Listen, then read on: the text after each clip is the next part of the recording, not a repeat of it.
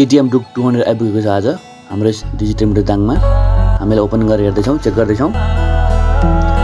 पानी पसेको छ पुरा झरीमा। हजुरको मिटरमा पनि पानीहरू पसेको छ, समस्या छ भने सम्पर्क गर्नु होला। पिसीमा पनि पानी पसेको छ, डिस्प्लेमा पनि सबैमा पानी भएको छ, सबै बोर्डहरुमा भित्र। नेपालको जुनसुकै ठाउँबाट पनि सम्पर्क गर्न सक्नुहुन्छ। गाडी मार्फत, कुरियर मार्फत हजुरहरूले मिटरहरू पठाउन सक्नुहुन्छ। हामी रिपेयर गरेर पठाइदिन्छौँ हजुरहरूले। नयाँ मिटर पनि पाउँछ हाम्रोमा। हामीलाई डिस्प्ले चेन्ज गर्यौँ, डिस्प्ले चेन्ज गरेर हेर्दाखेरि चाहिँ ठिक छ। यसमा डिस्प्लेमा समस्या थियो, डिस्प्ले भित्र पानी पसेको सबै हामी खोलेर नयाँ डिस्प्ले हाल्यौँ। यसमा एकदम क्लियर भएको छ सबै। यो चाहिँ पुरानो डिस्प्ले हो, हामी चाहिँ नयाँ डिस्प्ले हालेर फिट गर्यौँ यसको।